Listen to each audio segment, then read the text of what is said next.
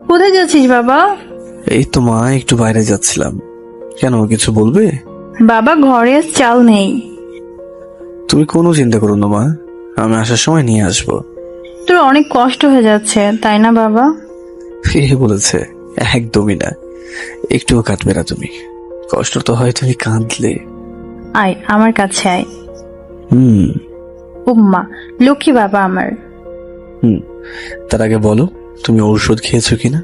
শরীরে তো অনেক জ্বর। হ্যাঁ হ্যাঁ খেয়েছি, ও কিছু না, একটু পরেই কমে যাবে। মার কথাটা শুনে চিৎকার আসছিল। আমি জানি মা ওষুধ খাইনি, গতকাল ওষুধ শেষ হয়ে গেছে। আমি হৃদয়, অনার্স ফাইনাল ইয়ারে পড়ি। বাবা একদম বৃদ্ধ, মার প্যারালাইসিস, হাঁটতে পারে না। রান্না বান্না আমাকেই করতে হয়। ছোট্টখাটো একটা টিউশনই করাতাম, প্রতিদিন যেতে হতো। একটু লেট হতো বলে অন্য একটা টিচার দেখেছে, কারণ বাসা থেকে আমি পায়ে হেঁটে যেতাম। এটা মা বাবা কেউই জানে না। মনে হয় আমার এবার পরীক্ষা দেওয়া হবে না, কারণ মাস তো দূরের কথা। একটা দিন যে চলবো সেই টাকাটাও পকেটে নেই। পকেটে মাত্র তো 20 টাকা আছে। কি করব ভেবেই পাচ্ছিলাম না। মার ঔষধ, চাল এইসব কিনতে 500 টাকার প্রয়োজন। চোখের পানিটা মুছে পায়ে হেঁটে ইউনিভার্সিটির দিকে রওনা দিলাম। ভিতরে গিয়ে সজীবকে ফোন দিলাম। সজীব হলো আমার বেস্ট ফ্রেন্ড। হ্যাঁ হৃদয়, বল। কোথায় আছিস তুই? ভার্সিটির ভিতরে আড্ডা দিচ্ছি, পুকুর পাড়ে চলে আয়। ঠিক আছে, আসছি বলেই পুকুর পাড়ে চলে গেলাম। গিয়ে দেখি ঋতু, পিটু, বকুলি, সজীব, শিফন, আরিফ সবাই অনেক খুশিতে আড্ডা দিচ্ছে। এমন সময় বকুলি বলে উঠলো, কিরে হৃদয়, তোর কপালে কালি কেন? আরে ওর কপালে তো কালিই থাকবে, মহিলা মানুষ রান্না করে। আহ, তোরা চুপ করতো সবাই। আমি আর কিছুই বললাম না।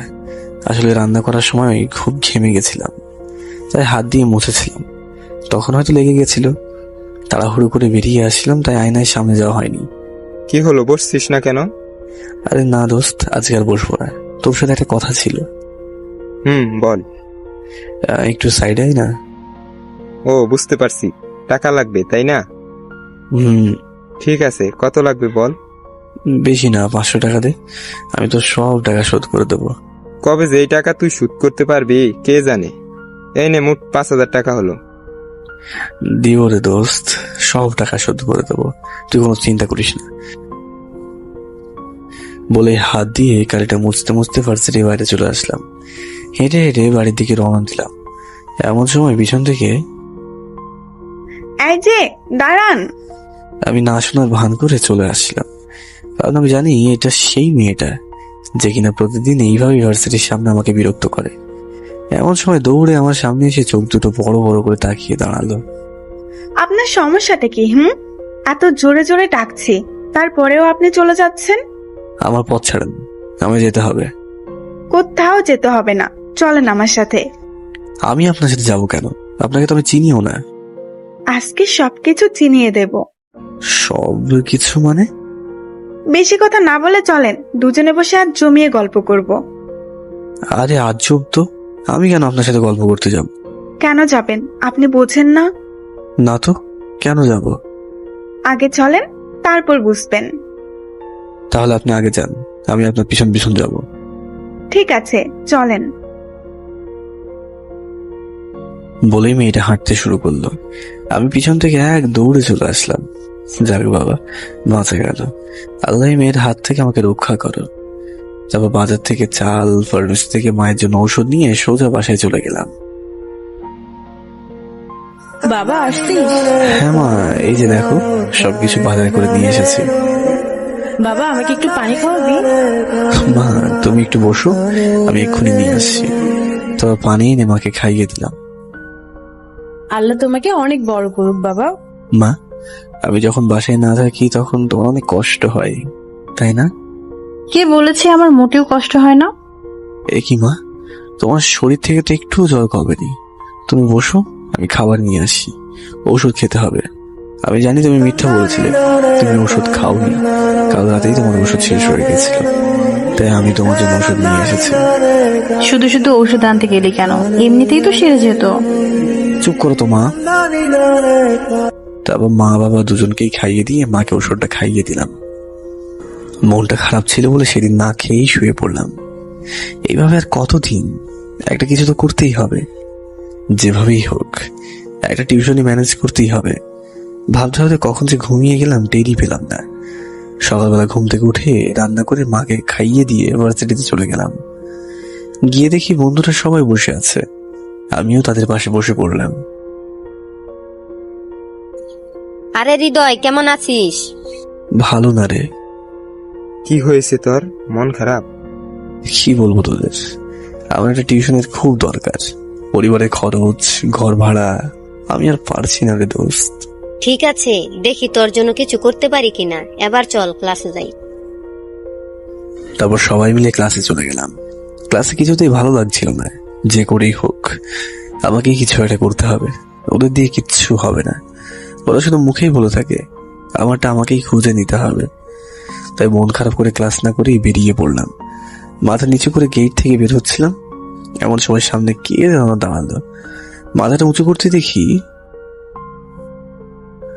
আল্লাহ আল্লাহ আল্লাহ, মোরে রক্ষা করো। এইবার যে কি করে এই মেয়েটার হাত থেকে রেহাই পাবো? কি ভাবছেন, আজকেও দৌড় দেবেন? না মানে আপনি আজকে ওইখানে? কি ভেবেছেন এমনি ছেড়ে দেব? আপনি কি বলেন তো, আমি কি বাঘ না ভাল্লুক যে আপনাকে খেয়ে ফেলবো? না মানে আমার কেমন জানি ভয় করে। একদম চুপ, সোজাভাবে মাথা উঁচু করে দাঁড়ান। একদমই মেয়ে মানুষের মতো করবেন না। আমি একটা মেয়ে হয়ে আপনার সামনে দাঁড়িয়ে আছি, ভয় পাচ্ছি না। আর আপনি কিনা একজন পুরুষ মানুষ হয়ে সোজা হয়ে দাঁড়িয়ে কথা বলতে পারছেন না? আমার সামনে থেকে সরেন, না হলে কিন্তু আমি ধাক্কা দিয়ে চলে যাব। ও আচ্ছা, সেই সাহস আপনার আছে, মনে তো হয় না। তো দেন ধাক্কা। যদি ধাক্কা দিতে পারেন তাহলে আজ ছেড়ে দেব। কি বলেন, ধাক্কা দিতে পারবো না? আপনি চাইলে আপনাকে পেছন থেকে জড়িয়েও ধরতে পারি। পেছন থেকে কেন, সামনে থেকেই ধরেন। সবাই তো সামনে থেকেই ধরে, তাই আমি পেছন থেকে ধরতে চাই। পারবেন বলে মনে হয় না, ধরার আগেই কাঁপাকাঁপি করছেন। ঠিক আছে, ধরেন। আগে উল্টো দিক করে ঘোরেন। উল্টো দিক করে ঘোরার সাথে সাথেই পিছন থেকে জোরে ধাক্কা দিয়ে এক দৌড়ে চলে আসলাম। থ্যাঙ্কস গড, আবারও বাঁচিয়ে দিলে। তারপর বাসায় বসে বসে ভাবতে থাকি কিভাবে একটা টিউশনে রেডি করা যায়। হঠাৎ করে মাথায় বুদ্ধি এলো, সঙ্গে সঙ্গে বাসা থেকে বেরিয়ে কিছু পোস্টার ছাপিয়ে বিভিন্ন দেওয়ালে লাগিয়ে দিলাম। এইবার যদি কিছু হয়। দেখতে দেখতে 2 দিন কেটে গেল, কোনো লাভ হয়নি। এটার আশাও ছেড়ে দিলাম। সবার ভাগ্যটাই খারাপ। মুখ থুবড়ে বসে পড়লাম।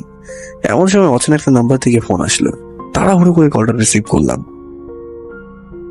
হ্যালো, আপনি কি হৃদয়? জি, আপনাকে তো চিনতে পারলাম না। আপনার পোস্টটা দেখে আপনাকে ফোন দিলাম। আপনার বিষয়ে অনেক কিছু শুনেছি, খুব ভালো একজন টিচার আপনি। আমার মেয়ে এসএসসি দিবে, যদি আপনি তাকে পড়াতেন খুব ভালো হতো। হ্যাঁ হ্যাঁ, অবশ্যই পড়াবো না কেন। থ্যাংক ইউ, আপনাকে ঠিকানা পাঠিয়ে দিচ্ছি, ওই ঠিকানায় কাল আসেন, বাকি কথা ওখানেই হবে। ঠিক আছে, ধন্যবাদ। আমার তো খুশিতে নাচতে মন চাইছে। অবশেষে একটা টিউশনি পেয়ে গেলাম। পরের দিন সকালবেলা রেডি হয়ে ওই ঠিকানায় চলে গেলাম। কলিং বেলের চাপ দিতেই, এসো বাবা এসো। আপনি কাল ফোন করেছিলেন? হ্যাঁ হ্যাঁ, আমি ফোন করেছিলাম। মেয়েটা প্রচুর পরিমাণে ফাঁকিবাজ, তুমি একটু ভালো করে পড়াবে তো? জি, আপনি একদমই কোনো টেনশন করবেন না। দাঁড়াও, আমি আমার মেয়ের সাথে তোমাকে পরিচয় করে দিচ্ছি। মায়া, মায়া এদিকে আয়। কাছে আসার পর, বাবা উনি এখানে? হ্যাঁ, আজ থেকে ও তোকে প্রতিদিন পড়াবে। Thank you thank you thank you, তুমি আমার লক্ষ্মী বাবা। এমন একজন টিচারই তো প্রয়োজন। মানে ব্রিলিয়ান্ট টিচার আর কি। ও আচ্ছা, কি হলো বাবা, তুমি দাঁড়িয়ে গেলে কেন? আঙ্কেল এটা আপনার মেয়ে? হ্যাঁ, কেন? একে আমি কি পড়াবো? এ তো উল্টো আমাকেই পড়াবে। হায় আল্লাহ, শেষে কিনা এই মেয়েটার পাল্লাই ফেললা। কোন দিক থেকে দৌড় দেবো ভেবেই পাচ্ছি না এমন সময়। বাবা কিছু ভাবছো নাকি? টাকা নিয়ে একটু ভাবতে হবে না, প্রতি মাসে 7,000 টাকা আমার কাছ থেকে নিয়ে নেবে। মনে মনে ভাবতে থাকলাম, এত কষ্ট করে একটা টিউশনই পেলাম, স্যালারিও ভালো, এটা হাতছাড়া করলে কি করে চলবে? ঘর ভাড়া, বাসার বাজার খরচ, একটা টাকাও তো পকেটে নেই। নিরুপায় হয়ে বলে দিলাম, ঠিক আছে আঙ্কেল। মায়া, ওকে তো ড্রয়িং রুমে নিয়ে যা। ঠিক আছে বাবা, তাহলে যাও, আমি অফিসে যেতে হবে। ঠিক আছে আঙ্কেল, আপনি যান, আমি ওকে পড়াচ্ছি। তারপর মায়া আমাকে রুমে নিয়ে গেল। আমি তো ভয়ে কাঁপাকাঁপি করছি। যেইভাবে বড় বড় চোখ করে তাকিয়ে আছে, কাঁপা কাঁপা কণ্ঠে বললাম, আপনি? কেন, চিনতে ভুল হচ্ছে? এত জোরে কেউ ধাক্কা মারে কতটা ব্যথা পেয়েছি জানেন? সেদিন না হয় পালিয়ে গেছেন, এখন কোথায় পালাবেন? আজ আমি আপনাকে পড়াবো, কাল থেকে আপনার কাছে পড়বো। বলেই কলারে ধরলো। কি করছেন এগুলো? কলারে ধরছেন কেন? ছাড়েন বলছি, আমি কিন্তু আপনার টিচার, এটা কিন্তু ঠিক হচ্ছে না। কি করছেন এগুলো? কলারে ধরছেন কেন? ছাড়েন বলছি, আমি কিন্তু আপনার টিচার, এটা কিন্তু ঠিক হচ্ছে না। একদম চুপ করে চেয়ারে বসেন, কাল থেকে আপনি আমার টিচার, আজ আমি আপনার টিচার। হায় আল্লাহ, এটা কার পাল্লায় ফেললা তুমি? এ তো আমার জীবন তছনছ করে দেবে। ঠিক আছে ম্যাম, আজ তাহলে আমার ছুটি। ছুটি মানে? পড়াই শুরু করলাম না, ছুটি কিসের? ঠিক আছে, এই যে আমি হাতে বই নিচ্ছি, কি পড়াবো বলেন? এবিসি নাকি ক খ গ ঘ? দূর, আপনাকে বই হাতে নিতে বলেছি নাকি? বই তো পড়বো আমি আপনার কাছ থেকে। তাহলে কি পড়াবেন ম্যাম? আজ একটু অন্যরকম পড়া পড়বো। হে আবার কেমন পড়া ম্যাম? প্লিজ ম্যাম, আজ ছুটি দিয়ে দেন না। একদম চুপ, বেশি কথা বলে। ওকে ওকে ওকে, সরি ম্যাম। এবার আমার চোখের দিকে তাকান। ম্যাম, আপনি যেইভাবে চোখ বড় বড় করে তাকান, আমার তো এক্ষুনি একে ধরে যাবে। একটা মার দিব কিন্তু এখনই। ঠিক আছে ঠিক আছে, এই যে তাকিয়েছি। এইভাবে কেউ বলদের মতো করে তাকায় নাকি? মায়ের চোখে তাকান। আমি তো মায়ার চোখে তাকিয়ে আছি। আপনি ছাড়া তো এখানে আর কেউই নেই, আপনি তো মায়া। আরে গাধা, আমি আমার কথা বলছি না। মায়ার চোখে মানে ভালোবাসার দৃষ্টিতে তাকাতে বলছি। এইটা আবার কেমন তাকানো? আচ্ছা, তাকিয়েছি। এবার আস্তে করে একটা চোখ টিপ দেন। ওকে, ইয়া। এই এই, কি করছেন? ছাড়েন, ব্যথা লাগছে তো। ম্যাম, আপনি তো বললেন চোখ টিপ দিতে, তাই তো দিয়েছি। একটা মার দিব। আমি কি আমার চোখ টিপ দিতে বলেছি? এই টিপ সেই টিপ না, মানে হচ্ছে গ্রামের ভাষায় যাকে বলে ঠিসকি। ও, ওইটার কথা বলছেন? আগে বলবেন না। না বাবু, তোমাকে ওইটা বলি নাই, তোমাকে চোখ টিপ দিতে বলেছি। ওকে, তাহলে আবার দিই। হায় আল্লাহ, এটা এইগুলোই বোঝে না, তাহলে আমাকে পড়াবে কি করে? না তো ম্যাম, আমি সবই পারি। এই যে দেখেন। এটাকে চোখ টিপ বলে। না না, এটাকে টিসকি বলে। চুপ, গাধা কোথাকার। দু চোখ বন্ধ হয়ে যায় কেন? ওইভাবে কেউ চোখ টিপ দেয়? সরি ম্যাম, আমি এর থেকে ভালো পারি না। উফ, ঠিক আছে, এবারের মতো মাফ করে দিলাম। এবার আস্তে আস্তে আমার মুখের কাছে মুখ আনেন। আর একটু কাছে। এবার আস্তে আস্তে বলেন, মায়া, আমি তোমাকে। 1 মিনিট ম্যাম। উফ, আবার কি হলো? ম্যাম, খুব চাপ দিচ্ছে। মানে? ইয়ে মানে 1 নম্বরে যাব। আপনি কি বলেন তো? ঠিক আছে, তাড়াতাড়ি সেরে আসেন। এক্ষুনি আসছি ম্যাম। বলেই আস্তে আস্তে কোনো রকমে ঘর থেকে বের হলাম। আশেপাশে তাকিয়ে এক দৌড়ে বাসায় এসে পড়লাম। আল্লাহ, আমি এই মেয়েকে কি করে পড়াবো? এটা মেয়ে না অন্য কিছু? মাপ চাই, এই মেয়েকে আমি পড়াতে পারবো না। এমন সময় মা বলে উঠলো, বাবা, খুব চিন্তিত মনে হচ্ছে, কিছু হয়েছে? না না মা, কই কিছু না তো। এই তো ভাবছিলাম এখন কি করা যায়, বসে থাকতে তো ভালো লাগছে না। ও, তোকে তো বলতেই ভুলে গেছিলাম, মালিক এসেছিল ঘর ভাড়া চাইতে, কালকের মাঝে দিতে বলেছে, না হলে বাসা খালি করতে বলেছে। 2 মাস হয়ে গেছে, বাসা ভাড়া দেওয়া হয়নি। আরো কিছু বলেছে? না বাবা, তোর অনেক কষ্ট হয়ে যাচ্ছে তাই না? বাবা চল, আমরা গ্রামে ফিরে যাই, সেখানে কিছু একটা করে চলে যাবে। কোথাও যেতে হবে না মা, এই যে তাকাও আমার দিকে। কতদিন বলেছি এইভাবে কেঁদে কেঁদে হৃদয়ে রক্তক্ষরণ করবে না। কাঁদতে না চাইলেও যে বাবা চোখে পানি চলে আসে। ওহ, একদমই না। আমি কালকে টাকাটা দিয়ে দেবো, এবার একটু হাসো। তারপর মার কাছ থেকে কাঁদতে কাঁদতে ও হেসে দিয়ে চলে আসলাম, কারণ আমি মার ওই হাসির আড়ালেই সুখ খুঁজে পাই। সারাটা দিন কোনো রকমে কাটিয়ে সকালবেলা রেডি হয়ে ভার্সিটিতে চলে গেলাম। বন্ধুদের কোথাও দেখছি না, তাই পুকুর পাড়ের দিকে রওনা দিলাম। গিয়ে দেখি সবাই কত হাসাহাসি করছে। সবার আমার মুখেই শুধু হাসি নেই, মাঝে মাঝে মন চাই মেঘের উপরে চলে যায়। শুধু বাবা মার মুখের দিকে তাকিয়ে পারি না। এই শহরটা বুঝি আমার জন্য না, কি আর করার, জন্মেছি গরিব হয়ে। এটা তো সব থেকে বড় ভুল। কষ্টগুলো চেপে রেখে চোখটা মুছতে মুছতে বন্ধুদের কাছে গেলাম। আরে হৃদয়, বস বস, আজও বুঝি রান্না করেছিস? হ্যাঁ, তোরা তো জানিসই আমার প্রতিদিন রান্না করতে হয়। তো কি রান্না করেছিস আজ? শুধু ডিম ভাজি করেছি। কয়টা করেছিস? একটা। একটা দিয়ে তোরা 3 জন খাবি? হাসিস কেন? ঘরে তো একটার বেশি ডিম ছিল না, কি করব? বাবা মার মুখে তুলে দিতে পারলেই হলো, আমারটা লাগবে না। তার মানে তুই কিছুই খাসনি? না। চল সবাই মিলে আজ ফুচকা খাবো। আরে ও খাবে কি? ওর পকেটে তো টাকাই নেই। হ্যাঁ হ্যাঁ দোস্ত, তোরা যা, আমি খাবো না। কাল রাতে খেয়েছিলাম, এখনো পেট খালি হয়নি। তোর টাকা দিতে হবে না, আমরা সবাই মিলে তোরটা দিয়ে দিব, চল। আরে না দোস্ত, আমি খাবো না, তোরা খা। আরে সজীব শোন, তোর সাথে কিছু কথা আছে। আমি জানি তুই কি বলবি। দেখ, আমার কাছে কোনো টাকা পয়সা নেই। সজীব, আগে আমার কথাটা তো একটু শোন। কি শুনবো আমি? তোর সাথে কি আমার টাকা সম্পর্ক? 2 দিন পর পর টাকা চাইবি আর আমি দিয়ে দিব? আমি কি টাকার মেশিন? দেখ, তোর বাবা তো অনেক টাকা, তাই হয়তো বারবার চাই। হ্যাঁ, এটা ঠিক, তুই টাকার মেশিন না, কিন্তু দেখ আমি তো এমনি নিচ্ছি না, টাকাগুলো আবার ফিরিয়ে দেবো।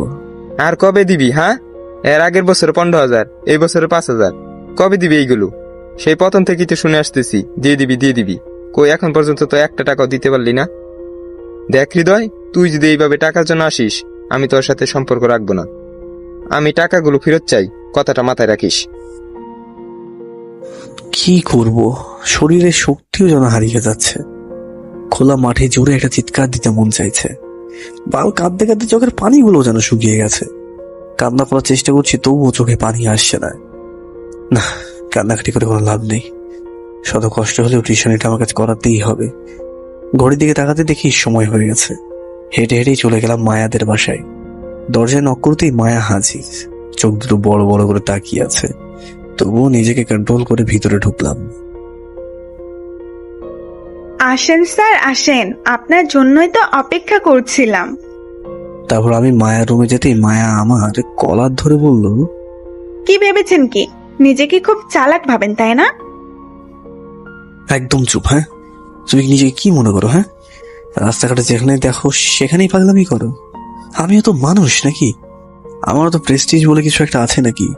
তাছাড়া আমি তোমার টিচার, একটু সম্মান দেওয়া উচিত। আপনি আমার গায়ে হাত উঠালেন, ঠিক আছে, আপনি চলে যান। আমি আর কখনো আপনার সামনে যাব না। আই এম সরি মায়া, রাগের মাথায় হাত তুলে ফেলেছি। বিশ্বাস করো, মনটা এতটাই খারাপ ছিল যে কাঁদতে চাইলেও চোখে পানি আসে না। আমি তোমার কাছে একটু শান্তি চাই, please Maya. I am sorry sir, আমি বুঝতে পারিনি আপনার যে এতটা মন খারাপ। এখন থেকে আপনি যা বলবেন তাই শুনবো, আর কখনো পাগলামো করব না। Sorry sir. ঠিক আছে, এই তো লক্ষ্মী মেয়ে। হুম। এই মেয়ে, তাকাও এইদিকে। এই যে দেখি। কাঁদছো কেন? এটা বলা যাবে না।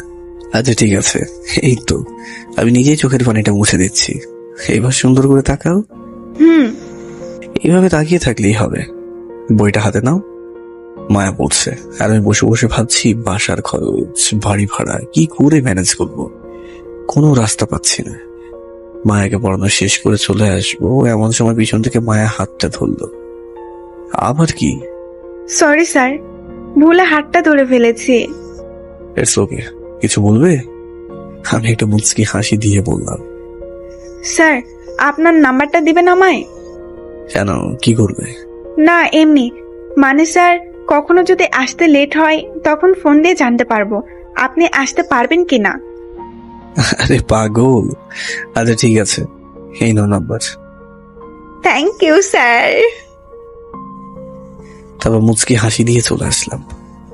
আমি জানি মায়া আমাকে প্রচুর পরিমাণে ভালোবাসে, তাই এমন পাগলামি করে। কিন্তু মায়ের স্ট্যাটাসের সাথে আমাদের স্ট্যাটাস কিছুতেই যায় না। ওরা অনেক বড় লোক, আমি ফকির বললেও চলে।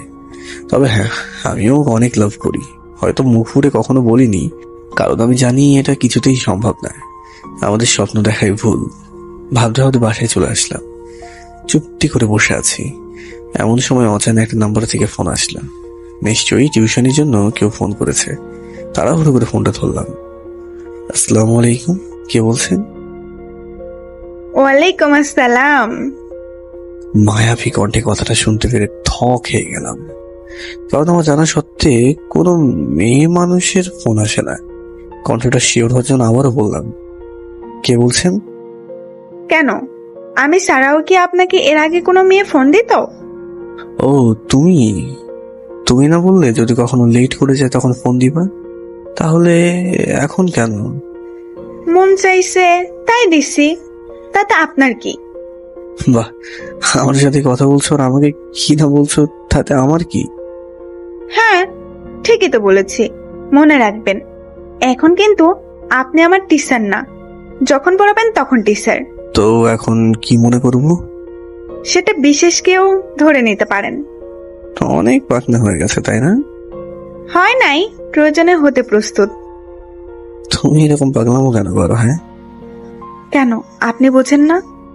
কি বুঝবো আমি? হ্যাঁ, আর আমার বিষয়ে তোমার অনেক কিছু জানার আছে, যেটা শুনলে হয়তো তুমি আর কখনো ফোনই দেবে না। আমি কিছু জানতে চাই না, আমি শুধু এইটুকু বলতে চাই যে আমি আপনাকে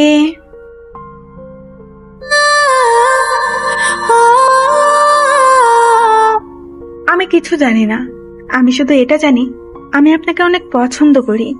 ও হ্যাঁ মায়া, যে পড়াগুলো দিয়েছি ভালো করে শিখে নিও, না হলে কিন্তু কাল পেটাবো। স্যার, আপনি কিন্তু কথাটা অন্যদিকে নিয়ে যাচ্ছেন। আচ্ছা মায়া, বলো তো তোমার মুখে কতগুলো তিল আছে? আমার মুখেরটা বলতে না পারলেও আপনার মুখে কয়টা আছে সেটা ভালো করেই বলতে পারবো। কিন্তু স্যার, আমার প্রশ্নের উত্তর কি এটা? কেন এড়িয়ে যাচ্ছেন? মায়া, তুমি এখন অনেক ছোট, তাই হয়তো সঠিক সিদ্ধান্তটা নিতে ভুল করছো। মানুষ মাত্রই ভুল। আপনিও একটাবার ভুল করে দেখেন না। আপনি যা বলবেন, যেইভাবে চলতে বলবেন সেইভাবেই চলবো। শুধু একটাবার বলেন আপনি আমাকে পছন্দ করেন। মায়া, আমি এখন একটু কাজ করব, তাই আবার পরে কথা হচ্ছে। স্যার শোনেন। ফোনটা কেটে দিলাম, না হলে পাগলামি করবে। মেয়েটা সত্যি আমাকে অনেক লাভ করে, কেননা আজ থেকে 2 বছর ধরে আমার পিছনে পড়ে আছে। অন্য কেউ হলে আরো অনেক আগেই পিছু ছেড়ে দিত, কিন্তু আমার কি যোগ্যতা আছে ওকে ভালোবাসে? না, নেই। ধ্যাৎ, শুধু শুধু কি ভাবছি, ভাবতে ভাবতে কখন যে ঘুমিয়ে গেছি টেরই পেলাম না। সকালবেলা ঘুম থেকে উঠে দেখি মায়া 40 বার ফোন করেছে, টেরই পাইনি। এখন ফোন দিলে আবার সকাল সকাল পাগলামি করবে, তাই ফোনটা রেখে ফ্রেশ হতে চলে গেলাম। কিছুক্ষণ পর সজীবের ফোন আসলো। কোথায় থাকিস? ফোন ধরতে এত লেট হয় কেন? সরি দোস্ত, একটু কাজ করছিলাম তো তাই লেট হয়ে গেল একটু। হ্যাঁ বল, হঠাৎ আমার তোকে ফোন কল দিতে হবে কেন? শোন, কাল আমার টাকা লাগবে। আমি কিচ্ছু জানি না, তুই কোথায় পাবি, কোথা থেকে আনবি, এটা তোর ব্যাপার। দোস্ত শোন, আমি তোর কোনো কথা শুনতে চাচ্ছি না, ব্যাস আমি যা বলছি তাই। দোস্ত আমি ফোনটা কেটে দিল। সত্যি টাকা এমন একটা জিনিস যার জন্য যত সুন্দর সুন্দর সম্পর্কগুলো নষ্ট হয়ে যায়। কিন্তু এখন এত টাকা কোথায় পাবো? কাল ঘরে যে চাল কিনবো এই টাকাটাও তো নেই। কি করবো ভেবে পাচ্ছি না। এমন সময় আবার মায়ের ফোন। মনটা অনেক খারাপ, তাই ফোনটা ধরলাম না। একটা টিউশনে দিয়ে কি সংসার চলে? কতগুলো ইন্টারভিউ দিয়েছি, সব ঠিক আছে, কিন্তু মামা নেই, তাই চাকরি হচ্ছে না। এইসব ভাবতে ভাবতে ঘড়ির দিকে তাকাতে দেখি টিউশনের সময় হয়ে গেছে। ইদানিং কিভাবে যে সময় চলে যায় বুঝতেই পারি না। তাড়াহুড়ো করে রেডি হয়ে বাসা থেকে বের হতেই বাড়ি ভোলার সামনে পড়ে। আঙ্কেল, আসসালাম আলাইকুম। ওয়ালাইকুম আসসালাম। কোথাও যাচ্ছেন নাকি আঙ্কেল? হ্যাঁ, এই তো তোমার কাছেই যাচ্ছিলাম। হৃদয়, বাবা দেখো, তোমার কাছে 3 মাসের বাড়ি ভাড়া পাও না। আজ 9 তারিখ, কিছুদিন পর 4 মাস হয়ে যাবে। এভাবে আমি বাড়ি ভাড়া দিতে পারবো না। তোমাকে আজকেই টাকা দিতে হবে। আকাশটা বুঝে এইবার মাথায় ভেঙে পড়লো। হ্যাঁ হ্যাঁ আঙ্কেল, আমাকে আর কয়েকটা দিন সময় দিন, আমি সব টাকা পরিশোধ করে দেবো। আর একদিনে তোমাকে সময় দেওয়া হবে না। এই একই কথা তুমি বারবার বলে আসছো। এখনই তোমার সবকিছু নিয়ে আমার বাড়ি খালি করে দিতে হবে। আঙ্কেল প্লিজ, আমি আপনার পায়ে পড়ছি আঙ্কেল, আপনি এমনটা বলবেন না। আমার মাটা খুবই অসুস্থ, আমাকে 3 থেকে 4টা দিন সময় দিন, আমি সব টাকা পরিশোধ করে দেবো। ঠিক আছে, এই শেষবারের মতো দয়া করলাম, এরপর গা হেঁচড়ে বের করে দিব। জি আঙ্কেল, আপনাকে অনেক অনেক ধন্যবাদ। আপনার মতো মহান মানুষই হয় না। কথাটা মনে থাকে যেন। তারপর সেখান থেকে চোখটা মুছতে মুছতে চলে আসলাম। মনে হচ্ছে টিউশনের সময় অনেক লেট হয়ে গেছে, তাই পকেট থেকে ফোনটা বের করে দেখি আরো 20 বার ফোন করেছে মায়া। না জানি আজ আবার কি হয়, মনে তো হয় অনেক রেগে আছে। তাড়াহুড়ো করে মায়াদের বাসায় চলে গেলাম। কলিং বেলে চাপ দিতেই মামা দরজাটা খুলে দেয়। সরি, ভুল ঠিকানায় চলে আসছেন। মায়া, আই এম সরি, বিশ্বাস করো। বললাম তো ভুল ঠিকানায় চলে আসছেন, চলে যান আপনি। এমন সময় মায়া, কে আসছে ওখানে? ভিতরে আসতে দে। না মা, কেউ না, বাইরের কোনো পাগল মনে হচ্ছে। নানা আন্টি, আমি হৃদয়। আমার কথা শুনে আন্টি আসলো। এ কি বাবা তুমি? আসো আসো, ভিতরে আসো। মায়া, তুই ওকে আসতে দিচ্ছিস না কেন? কাকে পাগল বলছিস তুই? না আন্টি, তেমন কিছু না, ওই একটু দেরি করে আসছি তো, তাই মায়া রাগ করে এসব বলছে। ও আমি সামলে নেবো আন্টি। ঠিক আছে বাবা, যাও, মেয়েটাকে একটু ভালোভাবে পড়িও। আন্টির সঙ্গে কথা বলতেই মায়া তার রুমে চলে যায়। কে জানে ভিতর থেকে দরজাটা আটকে দিয়েছে কিনা। আস্তে আস্তে কাছে গিয়ে দরজাটা ধাক্কা দিলাম। না তো, ঠিক আছে। তারপর ভিতরে ঢুকলাম। আপনি পারমিশন ছাড়া আমার রুমে আসলেন কেন? এক্ষুনি বেরিয়ে যান বলছি। মায়া, আমি তোমার টিচার। কিসের টিচার? কে আপনি? বেরিয়ে যান বলছি। মায়া, আমি সরি বলছি তো, আসার সময় একটু সমস্যার জন্য আসতে লেট হয়ে গেল। আমি আবারও সরি বলছি। Sorry sorry sorry. কিসের সরি? হ্যাঁ, আমি কি লেট করে আসার জন্য আপনাকে কিছু বলেছি? তাহলে এমন করছো কেন? ফোনটা বের করে দেখেন তো, কতগুলো ফোন দিয়েছি। আসলে মায়া, আসলে কি? সরি, আর কখনো এমনটা হবে না। মনে থাকবে তো? থাকবে। এবার বইটা বের করো, পড়া শিখেছো? না। কেন? কেন আপনি জানেন না? কাল রাত থেকে এই পর্যন্ত গুনে গুনে 60 বার ফোন দিয়েছি, একটা বারও রিসিভ করেন নাই। কতটা টেনশনে ছিলাম আপনি জানেন? এতটাই অস্থির লাগছিল যে কি করে পড়তে বসতাম আমি। আমার কষ্টটা আপনি কি করে বুঝবেন? কেন এমন পাগলামি করছো? যদি আপনার কিছু হয়ে যেত? কিচ্ছু হবে না আমার, গরিবের মৃত্যু নেই। আপনার কাছে আপনার জীবনের মূল্য না থাকতে পারে, কিন্তু আমার কাছে আমার পৃথিবী জুড়েই আপনি, কারণ আমি আপনাকে ভালোবাসি। ঠিক আছে, বই গোছাও, আমি শিখিয়ে দিচ্ছি। কি শিখাবেন আপনি? কেন বোঝেন না যে আমার কিছু ভালো লাগে না এইসব? প্লিজ, আমি আর পারছি না। আমি শুধু চুপ করে আছি। মায়া, বই হাতে নাও বলছি। আপনি শুধু একটাবার বলেন ভালোবাসেন, বিশ্বাস করেন আমি সবকিছু শিখে দেবো আপনাকে। আপনি যা বলবেন তাই করব, শুধু একটাবার। বলতেই মায়া বইটা মাটিতে ছুঁড়ে ফেলে দিল। কান্না করতে করতে মায়ের চোখ দুটো লাল হয়ে গেছে। কেন জানি নিজেকেও আর ধরে রাখতে পারছে না, জোর করে চোখে পানি চলে আসছে। আমার জীবনটা কি শুধু কষ্ট পাওয়ার জন্য? উল্টো দিক করে ঘুরলাম, মনে মনে ভাবতে থাকলাম এইভাবে কাজ হবে না, মায়াকে সবকিছু খুলে বলতে হবে। তাই মায়ের দিকে ফিরে তাকাতেই দেখি, আরে আরে মায়া, কি করছো এগুলো? হ্যাঁ, গলায় ছুরি কেন? হাত থেকে ছুরি ফেলো বলছি। এইভাবে তো কাজ হবে না। কি করব? আমার কষ্ট আর সইছে না। হয়তো আপনি হ্যাঁ বলবেন, না হলে এতটা কষ্টের চেয়ে চিরতরে মুক্তি নেব। মায়া শোনো, প্লিজ পাগলামি করো না। আরে আগে আমার কথাটা শোনো। আর কি শুনবো আমি? হ্যাঁ, আপনি শুধু কথা এড়িয়ে যান।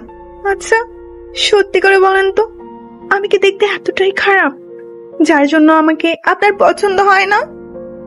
আমি কি কখনো তোমাকে বলেছি যে তোমাকে আমার পছন্দ হয় না বা ভালো লাগে না? তাহলে তো এখানে কোনো সমস্যা দেখছি না। বেশি কিছু তার হতে চাইনি, শুধু আপনার মুখের হাসিটা হতে চেয়েছিলাম। তোমার সাথে কিছু কথা আছে, কাল একটু মুখটা কাছে আসতে পারবে? কি এমন কথা? যে অন্য কোথাও বলতে হবে? সব কথা সবখানে বলা যায় না।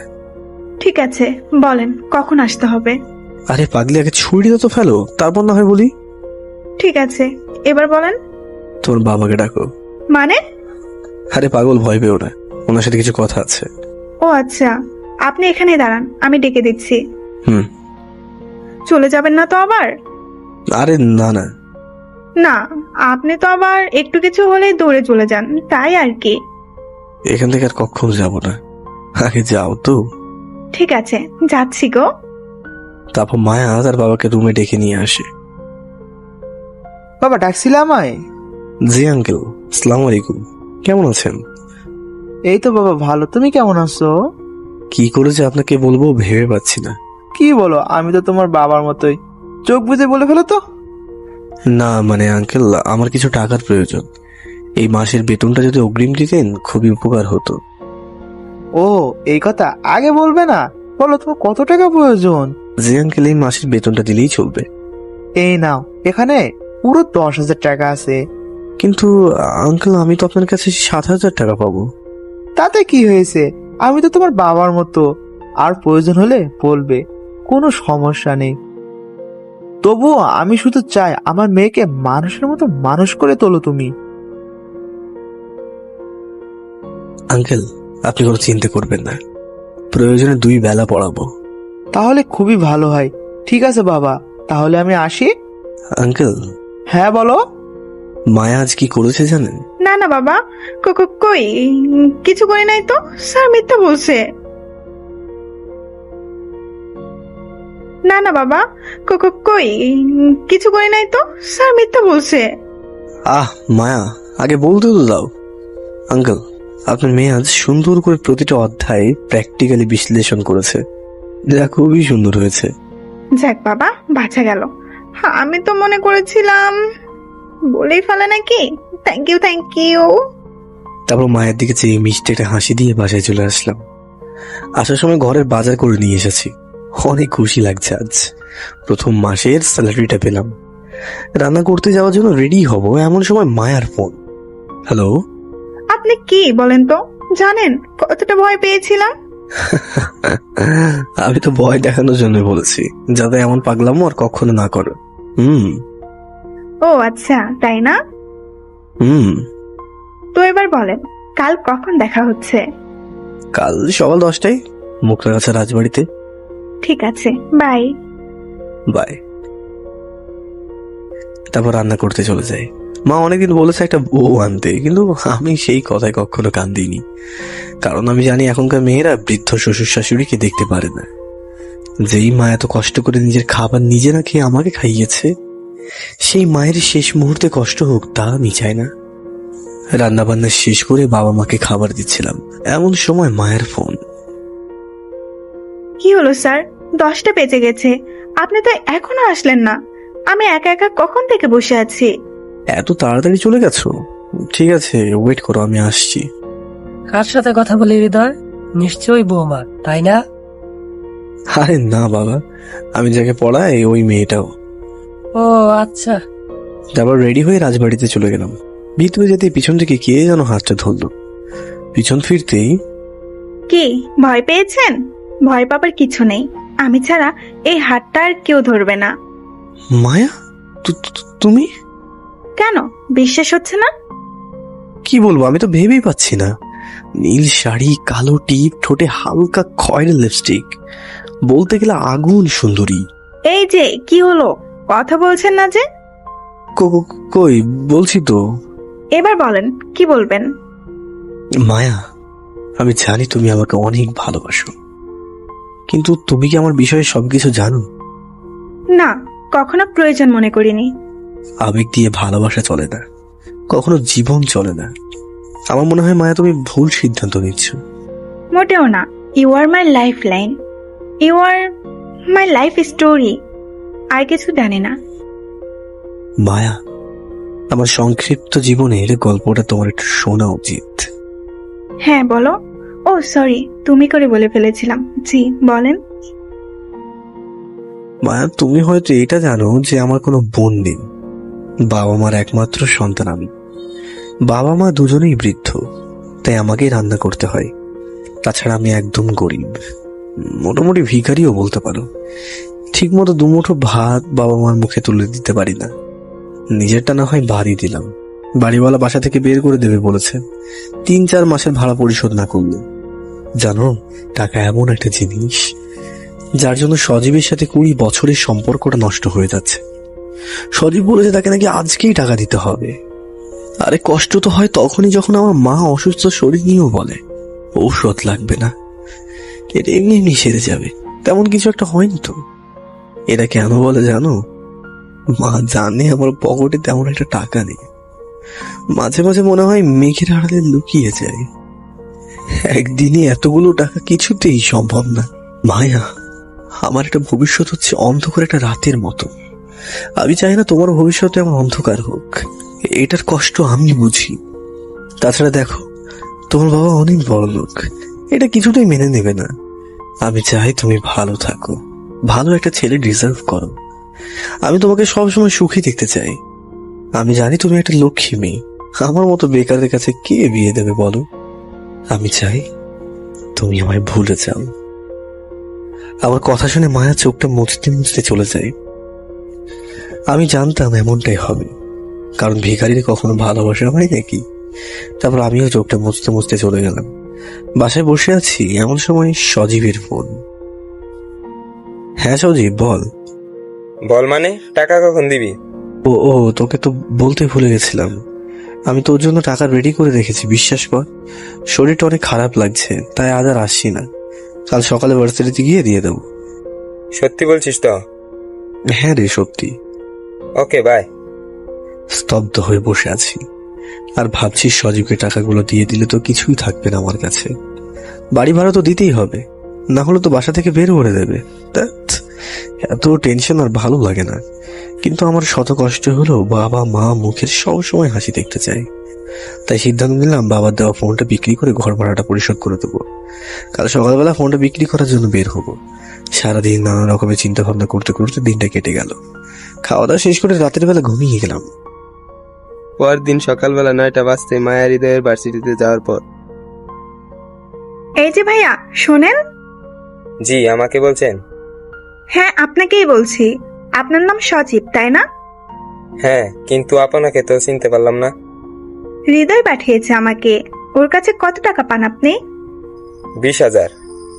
এই নেন, এখানে পুরো টাকাই আছে।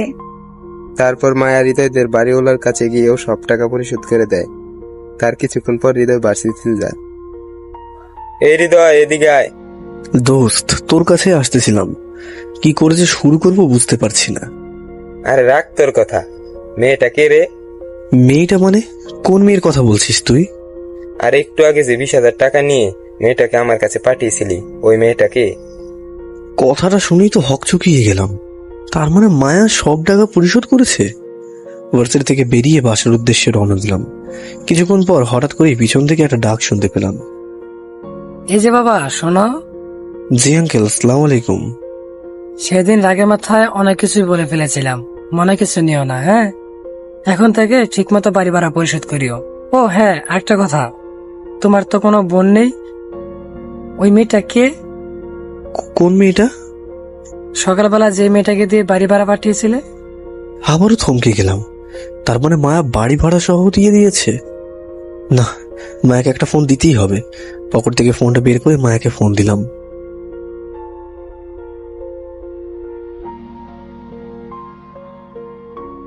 দেখ, এই অসময়ে এইসব কথা শুনলে কেমনটা লাগে। কি আর করার, আজকে তাড়াতাড়ি চলে গেলাম মায়াদের বাসায়। বাসায় যেতে মায়া দরজাটা খুলে দেয়। আমি মায়ের দিকে অপলক দৃষ্টিতে তাকিয়ে আছি। মনে হচ্ছে মেয়েটা সারা রাত কান্না করেছে, চোখ মুখটা লাল করে ফেলেছে। বসেন স্যার। মায়া? জি বলেন। এইটা তুমি কি করেছো? কই, দোষের তো কিছু করিনি। এতগুলো টাকা কোথায় পেয়েছো? কেন, আমার অ্যাকাউন্ট থেকে নিয়েছি। ঠিক আছে, আমি তোমার সব টাকা শোধ করে দেবো। আমাকে কিছুদিন সময় দাও। আপনি সবসময় একটু বেশি কথা বলেন। একটু দাঁড়ান, আমি আসছি। আরে কই যাও? তারপর মায়া হাতে করে খাবার নিয়ে আসে। এই যে স্যার, হা করেন। আরে এইসব কেন? আমি এখন খাবো না। স্যার, আমি নিজের হাতে রান্না করেছি আপনার জন্য, আর আপনি খাবেন না? আসলে মায়া, মা বাবা কাকে না খাইয়ে না আমি কখনো খাই না। আমি জানতাম আপনি এটাই বলবেন, তাই আমি আগেই আপনার বাবা মাকে নিজ হাতে খাইয়ে দিয়ে এসেছি। কি বলছো এসব? হুম মায়া, হুম বলো। সরি, বলেন। সবকিছু জানার পরে এতটাই ভালোবাসো আমায়? কেন, এখনো সন্দেহ হয়? ঠিক আছে, দাও, আমি খাচ্ছি। কেন, আমার হাতে কি বিষ আছে? না মানে, হা করেন, আমি মুখে তুলে দিচ্ছি। খাচ্ছি আর ভাবছি একসময় মা এইভাবে খাইয়ে দিত, আর এখন সে নিজেই হাত দিয়ে খেতে পারেন না। ভাগ্যের কি নির্মম পরিহাস। কি ভাবছেন এত? তুমি কি আমাকে সত্যি সত্যি অনেক ভালোবাসো? এখনো কি আপনার বিশ্বাস হয় না? না মানে, কতটা ভালোবাসো? এখন আমি আপনার যতটুকু কাছে আছি, চাইলে এর থেকেও বেশি কাছে আসতে পারি, এতটাই ভালোবাসি। ঠিক আছে, বই বের করো। আজ থেকে আর পড়াশোনা করব না। কেন? যাকে এত ভালোবাসি তার স্পর্শ আমার হৃদয় জুড়ে, সে আমাকে ভালোবাসে না, কার জন্য পড়াশোনা করব? আর যদি বলি সেই তোমাকে তোমার থেকেও বেশি ভালোবাসে? যে ভালোবাসে সে কখনো কষ্ট দিবে না। কখনো কি ভেবে দেখেছো, যখন তুমি ইউনিভার্সিটির সামনে দাঁড়িয়ে পাগলামি করতে, তখন কখনো কখনো লেট করে আসলে আমি তোমার জন্য দাঁড়িয়ে থাকতাম, কারণ তোমার এই পাগলামিটা আমার অসম্ভব ভালো লাগতো। তার মানে তুমি আমাকে আগে থেকে ভালোবাসতে? হুম। তাহলে বলো নাই কেন? আমার যোগ্যতা নেই বলে। জানো, যেদিন তুমি না আসতে ঘন্টার পর ঘন্টা দাঁড়িয়ে থাকতাম, কখন তোমার মুখটা দেখবো বলে। কখন না জানি পিছন থেকে শুনতে পাই, এই যে শুনছেন, সরি জান, বলেই আমাকে জড়িয়ে ধরলো, সাথে সাথে শরীরটা ঝাঁকুনি দিয়ে উঠলো। জীবনে প্রথম মেয়ে মানুষের স্পর্শ পেলাম, এ এক অন্যরকম অনুভূতি। এতটা ভালোবেসেও কেন এত কষ্ট পেয়েছো? একবার বললেই তো হতো। এখন তো বলেই দিলাম, এই পজামে ছাড়ো বলছি। এমন মেয়েকে আমি ভালোবাসি না যে কিনা পড়াশোনা করতে চায় না। না না, পড়বো তো, কাল থেকে ভালো করে পড়াশোনা করব, কিন্তু কিন্তু আবার কি? বলছি, আগে জড়িয়ে ধরেন। না না, এইভাবে না, বলো আগে আমাকে জড়িয়ে ধরো। জান, একটু জড়িয়ে ধরো না প্লিজ সোনা। এবার এবার এমন কিছু একটা দাও যেটা দিলে চোখে চোখ রেখে অবাক হয়ে তাকিয়ে থাকা যায়, মুখে কিছু বলা যায় না। এটা আমি পারবো না। পারবে না মানে? দাও বলছি। না না, আমার লজ্জা করে। এখন থেকে এটা প্রতিদিনই দিতে হবে, তাই অভ্যাস করেন। প্রতিদিন মানে? এটা আমি পারবো না, প্লিজ প্লিজ। এখনই চলে যাও এখান থেকে, আর কখনো আসবে না আমার কাছে, আমি কাউকে ভালোবাসি না। ওকে ওকে, দিচ্ছি। তাড়াতাড়ি। কেমন জানি লাগছিল, কখনো কারোর সাথে এমন করিনি তো তাই। তবে ছবিতে অনেকবার দেখেছি, ঠিক সেইভাবেই মায়ের ঠোঁটের বাহু ধরে ঠোঁটটা বাড়ালাম মিষ্টি একটা সম্পর্কের জন্য। মায়া কেমন জানি স্তব্ধ হয়ে গেল, শুধু তাকিয়ে আছে। তারপর আমিও তাকে ছেড়ে দিলাম, আর কোনো কথা না বলেই সেই দিনের মতো চলে আসলাম। আজ অনেক খুশি মনে হচ্ছে। বাসার ভিতর প্রবেশ করতেই বাবা বলে উঠলো, এই হৃদয় দাঁড়া। ভয়ে ভয়ে বললাম, কি কি কি- কি- কি- কেন বাবা? কানে ধর। কি?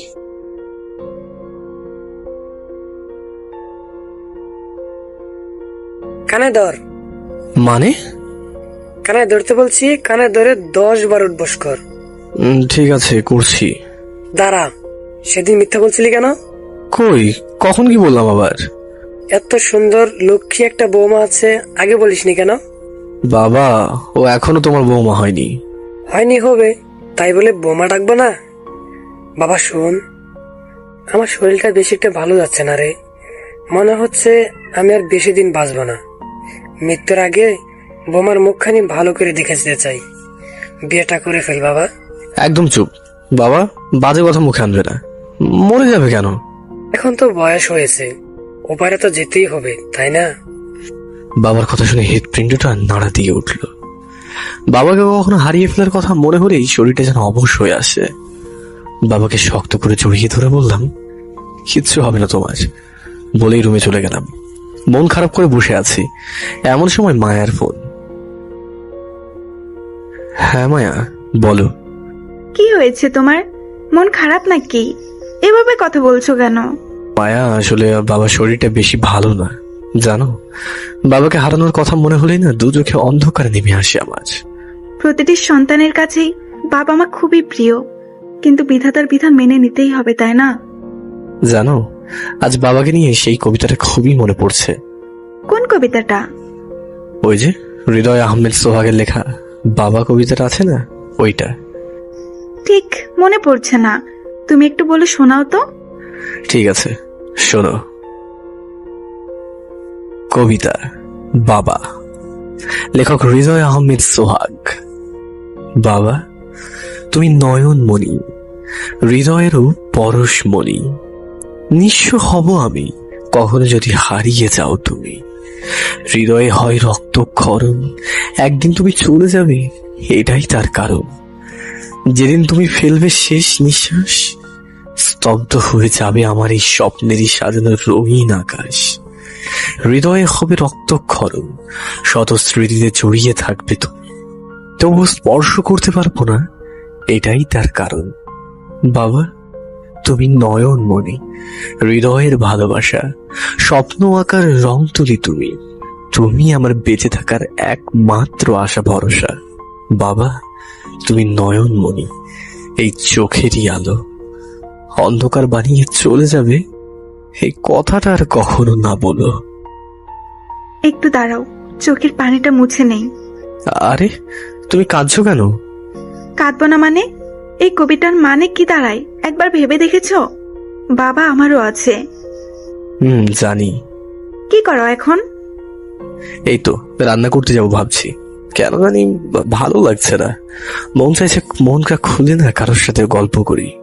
বাবা মাকে ওষুধ খাওয়াতে হবে না, যাও রান্না করো গিয়ে।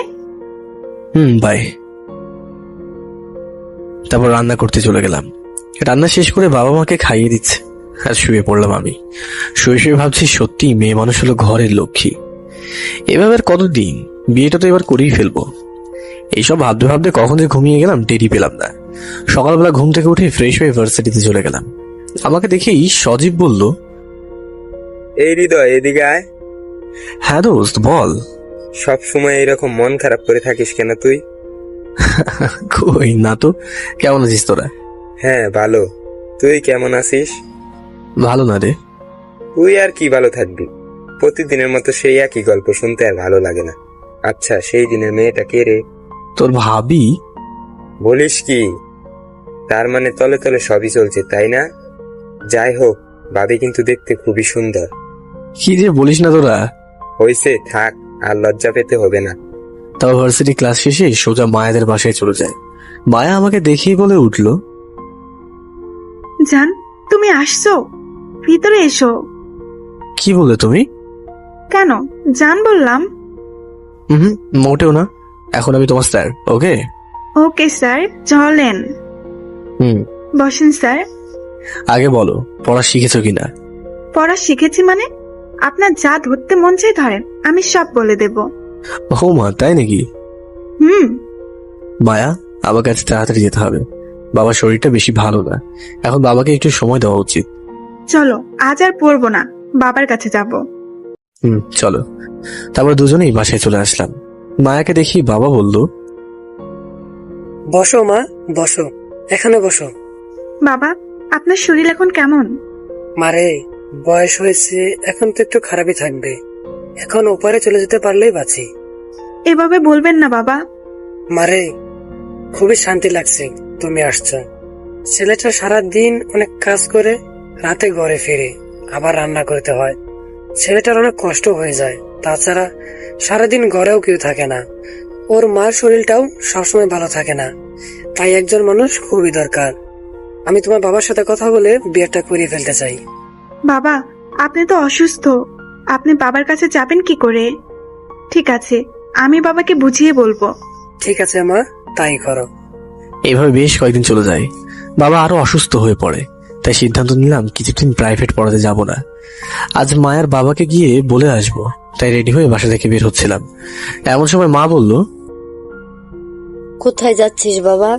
মা, ভাবছি কিছুদিন প্রাইভেট পড়াবো না, বাবার কাছে থাকবো। তাই মায়ের বাবার সাথে কথা বলার জন্য যাচ্ছিলাম। তোর বাবা তোকে ডেকেছে, আজ নাকি তোর সাথে খুবই গল্প করতে মন চাইছে, তোকে নাকি মন ভরে দেখতে ইচ্ছে করছে। ঠিক আছে মা, আমি কথা বলে আসি, তারপর সারা রাত গল্প করবো বাবার সাথে। আজ না গেলে হয় না? না মা, গিয়ে বলে আসি। ঠিক আছে, তাড়াতাড়ি চলে আসিস। তারপর মায়াদের বাসায় চলে গেলাম। আমাকে দেখি মায়া বলল, বসেন স্যার, আজকেও সব পড়া শিখেছি। মায়া, আজ আমি তোমাকে পড়াতে আসিনি। মানে? বাবার শরীরটা খুব খারাপ, তাই কিছুদিন আসতে পারবো না। তাই তোমার বাবার সাথে কথা বলতে আসছিলাম। ঠিক আছে, তুমি বসো, আমি বাবাকে ডেকে দিচ্ছি। মায়া তার বাবার কাছে যায়। মনে মনে ভাবলাম কিছু টাকা চাইবো নাকি, এমন সময় মায়া চলে আসলো। কি ভাবছো? হ্যাঁ, না মানে, তোমার বাবাকে আসতে বলেছো? হ্যাঁ, আসছে। মায়া, তোমার সাথে মনে হয় কিছুদিন দেখা হবে না। তুমি আমায় ভুলে যাবে না তো? কি বললে তুমি? ভুলে যাওয়ার জন্য কি ভালোবেসেছিলাম? মনে রেখো, শেষ নিঃশ্বাস থাকা পর্যন্ত আমি তোমার। বলেই মায়া আমাকে শক্ত করে জড়িয়ে ধরলো। এমন সময় তার বাবা রুমে এসে দেখে ফেলে। মায়া, মায়া, কি করছো? ছাড়ো। আসসালামু আলাইকুম আঙ্কেল। একদম চুপ, আর একটা কথাও বলবি না। তোর কাছে মেয়েটাকে পড়াতে দিয়েছিলাম, আর তুই কি না? মায়া, তুই উপরে যা বলছি। বাবা, আমি ওকে অনেক ভালোবাসি, আমি ওকে ছাড়া বাঁচবো না বাবা। প্লিজ বাবা, তুমি ওকে কিছু বলো না। চুপ কর, এর জন্য কি তোকে পড়াশোনা করেছি? বাবার মুখের উপর কথা বলিস। উপরে যা বলছি। প্লিজ বাবা, তোমার পায়ে পড়ছি বাবা, যত ইচ্ছে হয় আমাকে মারো, কাটো, আমি কিচ্ছু বলবো না। তবু ওকে কিছু বলো না, ওর কিছু হয়ে গেলে আমি বাঁচবো না বাবা। যা তুই এখান থেকে। মায়াকে ধাক্কা দিয়ে রুমের বাইরে বের করে দেয়। আঙ্কেল, আঙ্কেল শুনুন প্লিজ। কি শুনবো? হ্যাঁ, নিজের চোখে থেকে কি ভুল? বলেছিলাম মেয়েটাকে ভালো করে পড়াবে, আর এই হলো তোর পড়ানো। আঙ্কেল, ভুল কিছু দেখেন নাই, কিন্তু আমার কথাটা তো শুনুন। আমার মেয়ের জুতা মোছার যোগ্যতা আছে তোর? বামন হয়ে চাঁদে হাত দিতে চাস, তাই না? এরপর কখনো যদি আমার বাড়ির আশেপাশে দেখি, তোর ওই হাত আমি কেটে ফেলবো। এখনই বেরিয়ে যা বলছি, না হলে ঘাড় ধাক্কা দিয়ে বের করে দিব। আর কিছু বলার সুযোগই পেলাম না। ইচ্ছে মতো অপমান করে বের করে দেয় সেই দিন। আমি জানতাম এটাই হবে, কারণ আমার কোনো যোগ্যতাই তো নেই। তবুও কেন যে এটাই পা বাড়ালাম। চোখের পানিটা মুছতে মুছতে বাসার সামনে চলে গেলাম। বাড়ির সামনে অনেক মানুষের ভিড়। কেন জানি ভিতরটা ঝাঁকি দিয়ে উঠলো। দৌড়ে ভিতরে চলে গেলাম। গিয়ে দেখি বাবা শান্তিতে ঘুমোচ্ছে। স্তব্ধ হয়ে বাবার পাশে বসে পড়লাম। কথা বলার চেষ্টা করছি, মুখে কথা আসছে না। ভিতরটা শুধু চলে যাচ্ছে। কিছুক্ষণ চুপ থাকার পর, বাবা, এই বাবা, এই যে দেখো, আমি তোমার ছেলে হৃদয়।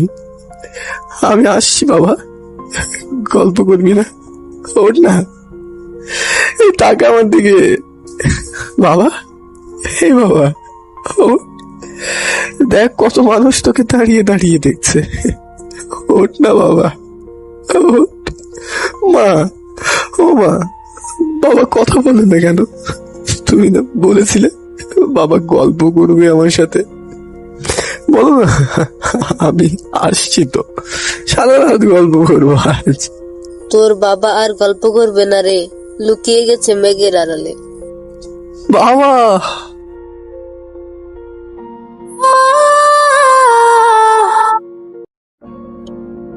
তোর বাবা আর গল্প করবে না রে, লুকিয়ে গেছে মেঘের আড়ালে।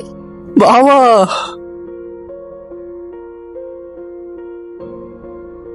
আজ থেকে তোর বাইরে যাওয়া বন্ধ। ভেবেছিলাম তোর বিয়েটা দেরিতে দিব, কিন্তু এখন দেখছি তাড়াতাড়ি দিতে হবে। আমার বন্ধুর একমাত্র ছেলে আরিফের সাথে তোর বিয়ে হবে, এবং সেটা খুব শীঘ্রই।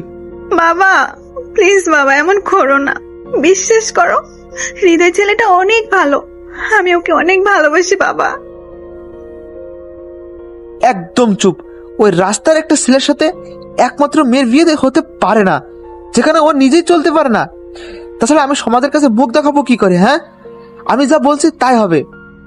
বলেই মায়ার বাবা সেখান থেকে চলে যায়। মায়া তাড়াতাড়ি ফোনটা বের করে হৃদয়কে ফোন দেয়। আপনার ডায়ালকৃত নম্বরটি এই মুহূর্তে বন্ধ আছে। এভাবে প্রায় 10 দিন চলে যায়। হৃদয় আর ফোন খোলে না।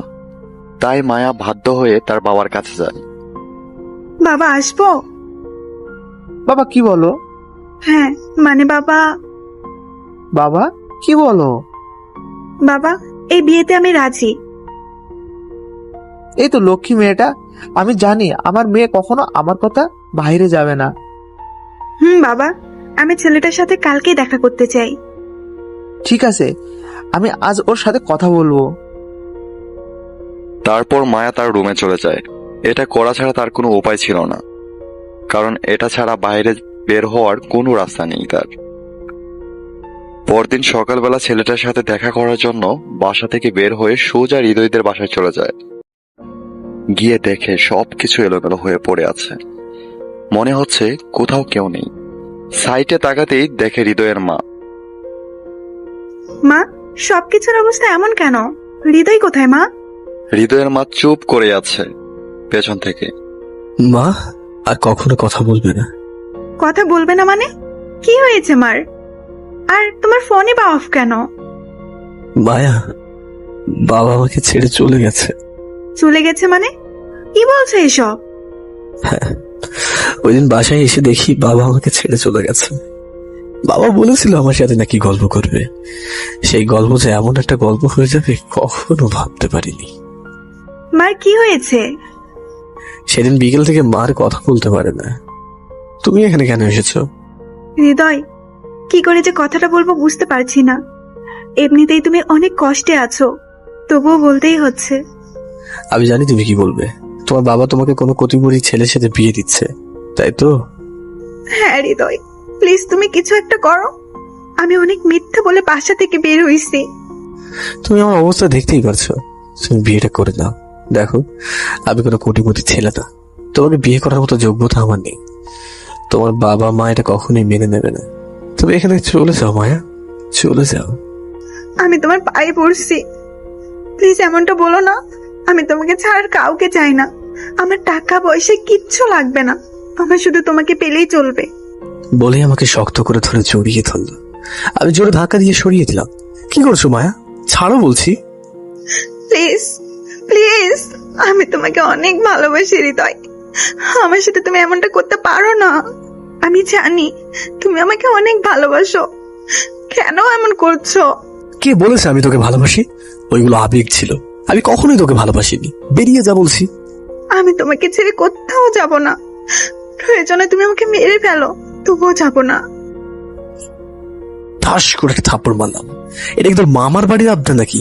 যা এখান থেকে, বলেই ধাক্কা দিয়ে বাসা থেকে বের করে দিলাম। বুকটা ফেটে চিৎকার আসছিল। আজ এই প্রথম মায়ের সাথে খারাপ আচরণ করলাম। এটা ছাড়া হাতে হাতে কোনো রাস্তা ছিল না। আমি চাই আমার ভালোবাসার মানুষটা সুখে থাক। হয়তো এখন একটু খারাপ লাগবে, তারপর কিছুদিন গেলে আস্তে আস্তে সব কিছু ঠিক হয়ে যাবে। ওইদিকে মায়া চোখটা মুছতে মুছতে ওই ছেলেটার সাথে দেখা করতে চলে যায়। কাছে যাবার পর মায়া চুপ করে বসে আছে। হাই, আপনার কি মন খারাপ? হ্যাঁ মানে, কই না তো। আমি মায়া, আপনি? বাহ, খুব সুন্দর নাম আপনার। আমি আরিফ। বাবার কাছে শুনেছি আপনার কথা। তাই? কি শুনছেন শুনি? এই তো অনেক কিছুই। আচ্ছা, একটা কথা বলবো? মায়া চুপ হয়ে আছে। আপনি মনে হয় অন্যমনস্ক। কি হয়েছে জানতে পারি? কই কিছু না তো। জি বলুন। আপনার চোখই বলে দিচ্ছে আপনার কিছু হয়েছে। চাইলে শেয়ার করতে পারেন।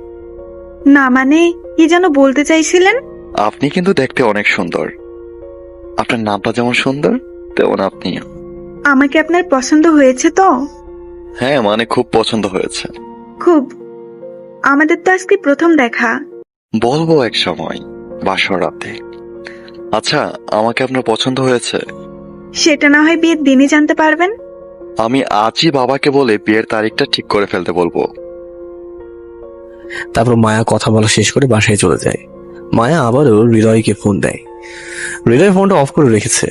এইভাবে 2-3 দিন চলে যায়। তাদের দুজনের কথা হয় না। হৃদয় আজ থাকতে না পেরে ফোনটা খুলে মায়াকে ফোন দেয়। হ্যালো হৃদয়, আমি জানতাম তুমি আমাকে ফোন দিবে। ফোনটা কেটে দেয় হৃদয়। মায়া আবারও ফোন দেয়। কেন এত কষ্ট দিচ্ছ নিজেকে? চলো না আমরা পালিয়ে যাই। মায়া, সেই দিন ওইভাবে খারাপ ব্যবহার করার জন্য সরি। দেখো মায়া, আমি চাই তুমি আমাকে ভুলে যাও, ভালো একটা ছেলেকে বিয়ে করে সুখে থাকো। আর তুমি? আমার কথা না হয় বাদই দাও, তোমার স্মৃতিগুলো নিয়ে কেটে যাবে কোনো রকমে। তুই খারাপ, অনেক খারাপ তুই। ভুলেই যখন যাবি তাহলে ভালোবেসেছিলি কেন? কেন বুকে জড়িয়ে নিয়েছিলি? দেখ, আমি ভালো করে বলছি, তুই যদি আমাকে বিয়ে না করিস তাহলে আজ রাতটাই হবে আমার শেষ রাত।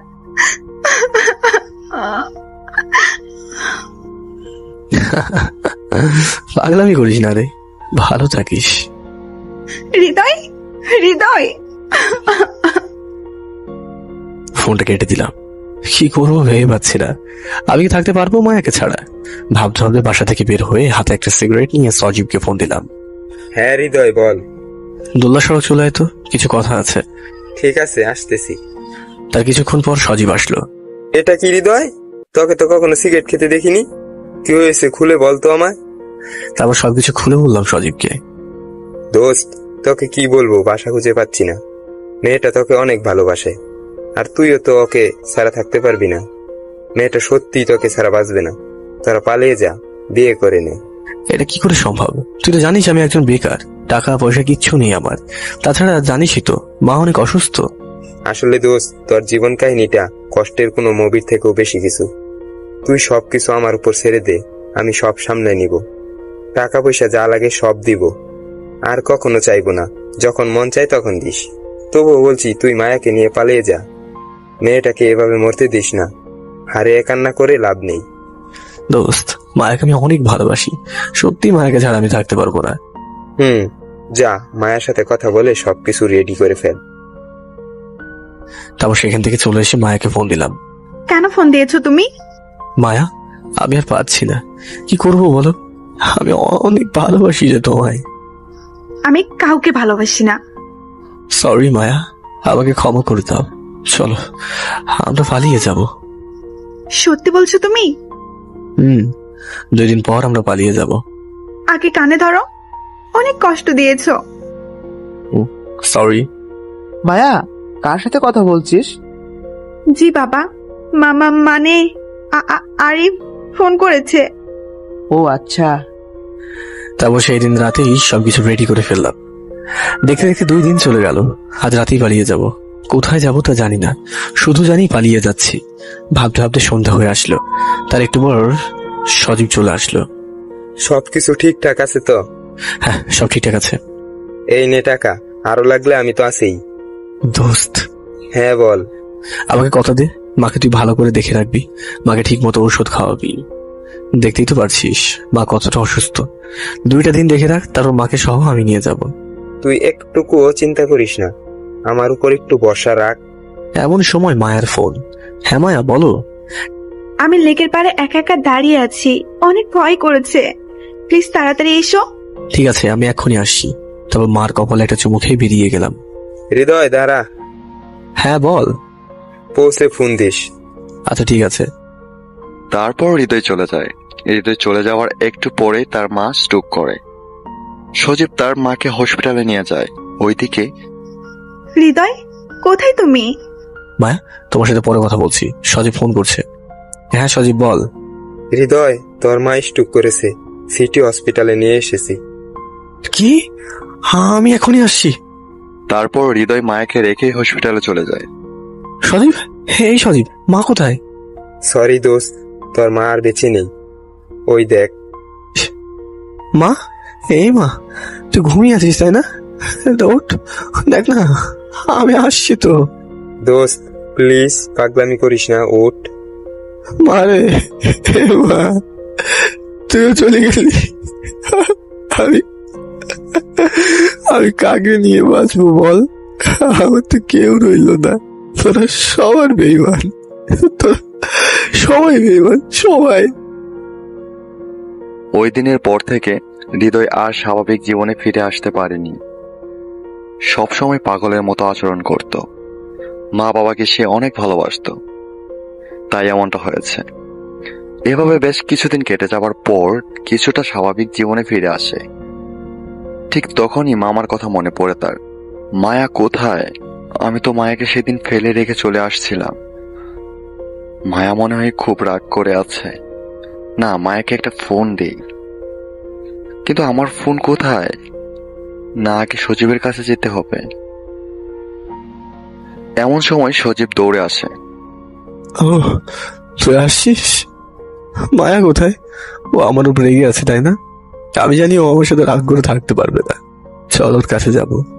হৃদয়, মায়ের বিয়ে হয়ে যাচ্ছে, শেষবারের মতো তোর সাথে দেখা করতে চা।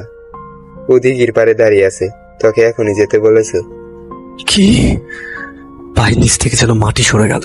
তাড়াতাড়ি দিঘির পাড়ে চলে গেলাম। মায়া বধূ সেজে বসে আছে। মায়া আমাকে দেখেই বলল, তুই একটা স্বার্থপর, বেঈমান। এবার তো খুশি হয়েছিস, তাই না? আরেকজনের সাথে বিয়ে হচ্ছে আমার, আজ বাসর হবে, অন্য একজন আমাকে বউ বলে ডাকবে, খুব ভালো লাগবে তোর, তাই না? কেমন আছো মায়া? এখন বলছিস কেমন আছি? এতদিন তোর মনে ছিল না, তাই না? কতবার তোকে ফোন দিয়েছি, একটা বারের জন্যও তোকে পাইনি। এমন কোনো রাত নেই তোর জন্য কাঁদে নাই। আর কত কষ্ট দিবে আমায় বল? শরীরের একই অবস্থা করছিস। নিজের প্রতি একটু খেয়াল রাখতে পারিস না? কার জন্য খেয়াল রাখবো? আমার তো সবকিছুই শেষ। তুমি অনেক হ্যাপি থাকবে মায়া, ভালো থেকো। দাঁড়া, কোথায় যাচ্ছিস? এই, তুই কি ভেবেছিস? হ্যাঁ, আমি তোকে ছাড়া অন্য কাউকে বিয়ে করব, তারপর সংসার করব, অনেক হ্যাপি থাকবো? এটা তুই কি করে ভাবলি? যে আমি 2 বছর তোর জন্য অপেক্ষা করেও অন্য কারো হইনি, সে আমি এখন তোকে ছেড়ে অন্য কারো হয়ে যাব? এটা কি করে ভাবলি তুই? আমার কষ্ট কি তুই বুঝবি না? হ্যাঁ, একটা মেয়ের কতটা কষ্ট হয় ভালোবাসার মানুষটি হারিয়ে গেলে, সেটা তুই কি করে বুঝবি? তুই তো কখনো ভালোবাসিসনি। তোকে বলেছিলাম না, আমি শেষ নিঃশ্বাস পর্যন্ত শুধু তোরই। এই দেখ, বিষের বোতল সবটুকু খেয়ে এসেছি, আমি চলে যাচ্ছি। এবার তুই হ্যাপি থাকিস, আর কখনো বলবো না আমাকে ভালোবাসতে, জড়িয়ে ধরতে। বলি মায়া মাটিতে লুটিয়ে পড়ে। এই মায়া, এই মায়া, এটা তুই কি করেছিস মায়া? হ্যাঁ, মায়ের চোখ খোল মায়া। তুই কি ভেবেছিস? হ্যাঁ, বিষ কি তুই একাই খেয়েছিস? আমি খাইনি। তুই কি একাই আমাকে ভালোবাসিস? আমি বাসি না? এটা তুই কি করে ভাবলি? তুই অন্য কারো বউ সেজে চলে যাবি, আমার জায়গায় আরেকজন তোকে বউ বলে রাখবে, আর আমি চেয়ে চেয়ে দেখবো। এই ছিল তোর ভালোবাসা? এই দেখ, বিষের বোতল আসার সময় আমিও খেয়ে এসেছিলাম, কারণ আমি জানি তোকে ছাড়া বেঁচে থাকা কিছুতেই সম্ভব না। আর তুই কিনা একাই চলে যাচ্ছিস। হৃদয়, আর তো কখনো বলবো না আমাকে জড়িয়ে ধরতে। শেষবারের মতো আমাকে একটু জড়িয়ে ধরো না, আমার খুব কষ্ট হচ্ছে গো। এই তো জড়িয়ে ধরেছি, প্লিজ চোখ খোলো মায়া। মায়া, আমি তোমাকে অনেক ভালোবাসি মায়া, আই লাভ ইউ। আমিও তোমাকে অনেক ভালোবাসি, আই লাভ। হ্যাঁ, বলো বলো, তারপর? মায়া, মায়া, মায়া কোনো কথা বলছে না। কি হলো মায়া? হে মায়া, মায়া, মায়া, মায়া, আমাকে ছেড়ে তুই মেঘের আড়ালে লোকাতে পারিস না। আমিও আসছি তোর কাছে। আস্তে আস্তে হৃদয় মাটিতে লুটিয়ে পড়ে। সেখানে শেষ হয় তাদের শেষ নিঃশ্বাস। এভাবেই কিছু সত্যিকারের ভালোবাসা কিছু হাসি আর কষ্টের আড়ালে লুকিয়ে থাকে। এই সমাজ, সুন্দর সংসার, সবকিছু ছেড়ে। আপনারা অবশ্যই ভাবছেন গল্পটা বুঝি এখানেই শেষ? না ভাই, গল্পটা এখানেই শেষ না। কিছু গল্প আছে যেগুলো শেষ হয়েও শেষ হয় না। তো এই গল্পটা যদি আপনাদের কাছে খুব ভালো লেগেই থাকে, তাহলে আমরা এই গল্পটা সিজন 2 হিসেবে নিয়ে আসতে চাই। আর তার জন্য আপনাদের কাছে একটা রিকোয়েস্ট, আপনারা এই গল্পটা সিজন 2 যদি শুনতে চান তাহলে 5K লাইক বানিয়ে দিন আমরা খুব তাড়াতাড়ি খুব শীঘ্রই আপনাদের মাঝে এই গল্পটা সিজন 2 হিসেবে নিয়ে আসতেছি। আর হ্যাঁ, এই গল্পটা শোনার পর যদি আপনাদের মনে বিন্দু পরিমাণ কোনো ফিলিংস জেগে থাকে, তাহলে অবশ্যই কমেন্ট বক্সে কমেন্ট করে আপনার মহামূল্যবান বক্তব্যখানে আমাদের কাছে শেয়ার করুন।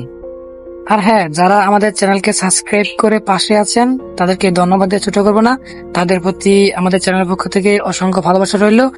আর হ্যাঁ ভাই, যারা এখনো সাবস্ক্রাইব করেন নাই তারা অবশ্যই সাবস্ক্রাইব করে নেবেন। ধন্যবাদ সবাইকে।